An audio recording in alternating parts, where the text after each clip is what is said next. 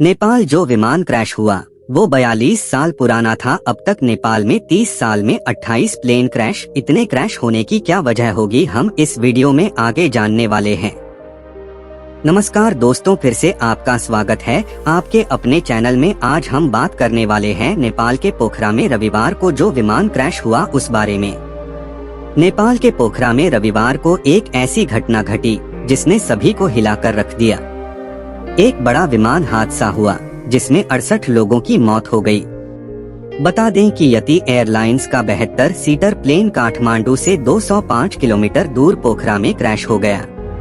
Landing से महज 10 second पहले विमान पहाड़ी से टकरा गया, जिसके बाद प्लेन में आग लग गई और वह खाई में गिर गया। पोखरा एयरपोर्ट पर उतरते समय ये विमान पुराने हवाई अड्डे और नए हवाई अड्डे के बीच सेती नदी के किनारे दुर्घटनाग्रस्त हो गया। पोखरा नेपाल के मशहूर पर्यटक स्थलों में एक है। इस विमान में 10 विदेशी नागरिकों समेत 72 लोग सवार थे। येती एयरलाइंस के 9 ANC ATR 72 विमान ने सुबह 10:33 पर काठमांडू के त्रिभुवन अंतर्राष्ट्रीय हवाई अड्डे से उड़ान भरी थी। नेपाल में 4 क्रू मेंबर समेत 68 यात्रियों को लेकर जा रहा यति एयरलाइंस का ATR 72-500 विमान रविवार को क्रैश हो गया है। इस हादसे के बाद नेपाल में उड़ानों के जोखिम पर एक बार फिर चर्चा शुरू हो गई है। पिछले 30 साल में नेपाल में यह 28वां विमान हादसा है। एक्सपर्ट्स का कहना है कि दुर्गम पहाड़ी क्षेत्र, खराब मौसम, पुराने विमान और अनुभवहीन पायलट नेपाल को उड़ानों के लिए सबसे खतरनाक देश बनाते हैं। नेपाल के नागरिक उड्डयन प्राधिकरण की 2019 की सुरक्षा रिपोर्ट के अनुसार नेपाल के पहाड़ पायलटों के सामने बड़ी चुनौती है। जो विमान क्रैश हुआ वह 42 साल पुराने मॉडल का था। नेपाल में जो विमान ATR 72-500 हादसे का शिकार हुआ वो ATR एयरक्राफ्ट सीरीज का हिस्सा है।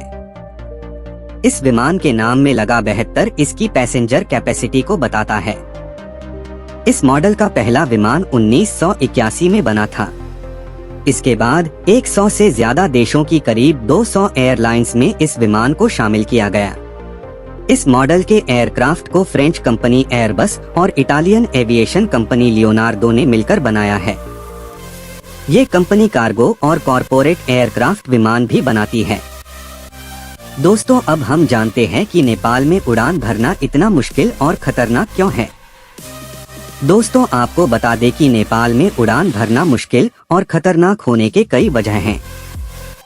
जैसे नेपाल की प्राकृतिक रचना यानी पहाड़, पुअर रेगुलेशन यानी खराब नियमन और नए विमानों की कमी विमानों के उड़ान के लिए नेपाल को सबसे खतरनाक देश बनाती है। दोस्तों, हम इसे विस्तार से जानेंगे क्या कारण है जो नेपाल में 30 साल में 28 प्लेन क्रैश हुए हैं। दोस्तों, आपको बता दें कि संकीर्ण घाटियों के चलते विमानों को टर्न लेने में कठिनाई होती है। नेपाल के सिविल एविएशन अथॉरिटी की 2019 की सेफ्टी रिपोर्ट के मुताबिक देश की खतरनाक भौगोलिक स्थिति भी पायलटों के सामने बड़ी चुनौती होती है। नेपाल में लगभग 3 करोड़ लोग रहते हैं। माउंट एवरेस्ट सहित दुनिया के 14 सबसे ऊंचे पहाड़ों में से 8 यहीं स्थित हैं। रिपोर्ट के मुताबिक नेपाल का एकमात्र इंटरनेशनल एयरपोर्ट समुद्र तल से 1338 मीटर ऊपर एक संकीर्ण घाटी में है। इस वजह से विमानों को मुड़ने के लिए काफी तंग जगह मिलती है। दोस्तों, नेपाल के पूर्वोत्तर में स्थित लुक्ला शहर का एयरपोर्ट दुनिया के सबसे खतरनाक एयरपोर्ट में से एक है। यह एयरपोर्ट एवरेस्ट का प्रवेश द्वार भी कहा जाता है। एयरपोर्ट के रनवे को पहाड़ों के बीच एक चट्टान को काटकर बनाया गया है। लुक्ला हवाई अड्डे के रनवे के एक किनारे पर विशालकाय पहाड़ तो दूसरे किनारे पर खाई है। ऐसे में सिर्फ अल्ट्रा ट्रेंड पायलटों को ही इस हवाई अड्डे पर विमान उतारने और उड़ान भरने की इजाजत है। एक छोटी सी भूल भी विमान में सवार सभी यात्रियों की जान ले सकती है। दोस्तों, आपको बता दें कि मौसम का तेजी से बदलना, इसके अलावा पहाड़ों में मौसम तेजी से बदलता है जो विमानों की उड़ान को काफी जोखिम भरा बनाता है। पल पल बदलते मौसम के कारण पायलटों को विमान को नेविगेट करना मुश्किल हो जाता है, वो भी तब जब मौसम अचानक बदल जाए और सामने कुछ भी दिखाई न दे। साथ ही बर्फबारी से रनवे काफी खतरनाक हो जाता है। इन परिस्थितियों में पायलटों से होने वाली थोड़ी सी चूक भी लैंडिंग को जानलेवा बना सकती है। दोस्तों, आपको बता दें कि बेहतर रडार और काबिल स्टाफ की कमी की वजह से भी काफी खतरनाक हो जाता है। विमान क्रैश होने की दूसरी वजहों में बेहतर रडार तकनीक की कमी होना है। इसकी वजह से पायलटों को दुर्गम इलाके और मुश्किल मौसम में नेविगेट करना मुश्किल हो जाता है। Nepal association of tour operators के अशोक पोखरियाल बताते हैं कि पुराने विमानों में मॉडर्न वेदर रडार नहीं होते हैं। इस वजह से पायलट को रियल टाइम में मौसम की जानकारी नहीं मिल पाती है। दोस्तों, नेपाल में आवश्यक और पर्याप्त कुशल, ट्रेंड और highly self motivated civil aviation staff भी नहीं है। वर्कफोर्स की कमी के कारण कुछ स्टाफ को नियमित ड्यूटी के अलावा भी कई घंटों तक काम करना पड़ता है। देखा जाए तो यह काम की क्वालिटी को प्रभावित करता है। दोस्तों, आपको बता दें कि खराब एविएशन रिकॉर्ड से 28 देशों में उड़ान पर प्रतिबंध है। नेपाल के खराब एविएशन रिकॉर्ड की वजह से यूरोपीय कमीशन ने नेपाली एयरलाइंस पर 28 देशों के ब्लॉक में उड़ान भरने पर पूरी तरह से प्रतिरोध लगा रखा है। नेपाल एविएशन अथॉरिटी भ्रष्टाचार के आरोपों से भी घिरी रही है। 2019 में यूरोपीय एरोस्पेस कंपनी एयरबस ने नेपाल एयरलाइंस कॉरपोरेशन के लिए 2 संकरी बॉडी वाले एयरबस A320 जेट डील के लिए नेपाली बिजनेसमैन और अधिकारियों को 34 लाख यूरो यानी 3 करोड़ रुपए की रिश्वत दी थी। दोस्तों, अब नेपाल के हवाई दुर्घटना का इतिहास जान लीजिए। पिछले कुछ सालों में भले ही नेपाल की एयर इंडस्ट्री में तेजी आई हो, लेकिन यहाँ होने वाले विमान हादसों में कोई कमी नहीं आई है। खराब ट्रेनिंग और रखरखाव की वजह से नेपाल में ज्यादातर हादसे होते हैं। 2019 में एयर डायनेस्टी कंपनी का हेलीकॉप्टर एक पहाड़ी से टकरा गया था।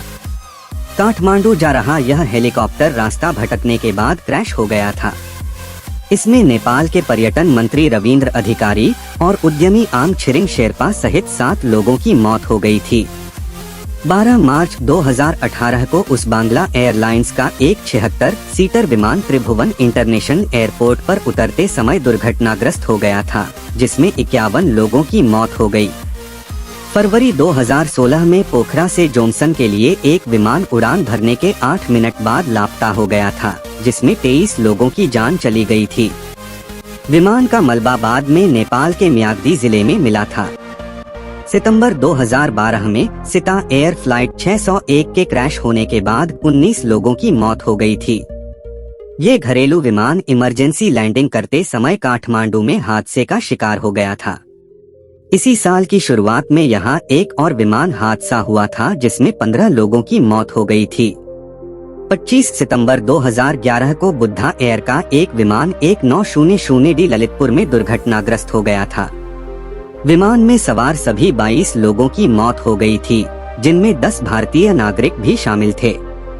दिसंबर 2010 में तारा एयरलाइंस का एक विमान उड़ान भरने के तुरंत बाद दुर्घटनाग्रस्त हो गया था। चालक दल के 3 सदस्यों सहित सभी 22 लोगों की मौत हो गई थी। इसी साल एक और विमान हादसे में 14 लोगों की मौत हुई थी। जुलाई 1992 में नेपाल में सबसे बड़ा और खतरनाक विमान हादसा हुआ था, जिसमें पाकिस्तान इंटरनेशनल एयरलाइंस का एक विमान काठमांडू इंटरनेशनल एयरपोर्ट पर दुर्घटनाग्रस्त हो गया था। इसमें सवार सभी 167 लोगों की मौत हो गई थी। नेपाल में हुए विमान हादसे की असली वजह क्या है? रविवार को हुए विमान हादसे को लेकर civil aviation authority of Nepal ने कहा है कि मैकेनिकल खराबी की वजह से यह दुर्घटना हुई। हालांकि असली वजह ब्लैक बॉक्स के जरिए ही पता चलेगी। ब्लैक बॉक्स मिलने को लेकर अभी कोई जानकारी सामने नहीं आई है। ऐसे में जानते हैं कि ब्लैक बॉक्स क्या होता है और इसके डेटा को एनालाइज करने में कितना वक्त लगता है। ब्लैक बॉक्स का रंग काला नहीं बल्कि ऑरेंज होता है। यह स्टील या टाइटेनियम से बनी इलेक्ट्रॉनिक रिकॉर्डिंग डिवाइस है, जो विमान के क्रैश होने पर जांचकर्ताओं को उसकी वजह जानने में मदद करती है। ब्लैक बॉक्स को फ्लाइट रिकॉर्डर भी कहते हैं। यह 2 तरह के होते हैं, फ्लाइट डेटा रिकॉर्डर FDR और कॉकपिट वॉइस रिकॉर्डर CVR। दोनों डिवाइस को मिलाकर एक जूते के डिब्बे के आकार की यूनिट होती है। FDR हवा की स्पीड, ऊंचाई, ऊपर जाने की स्पीड और फ्यूल फ्लो जैसी करीब 80 गतिविधियों को प्रति सेकंड रिकॉर्ड करता है।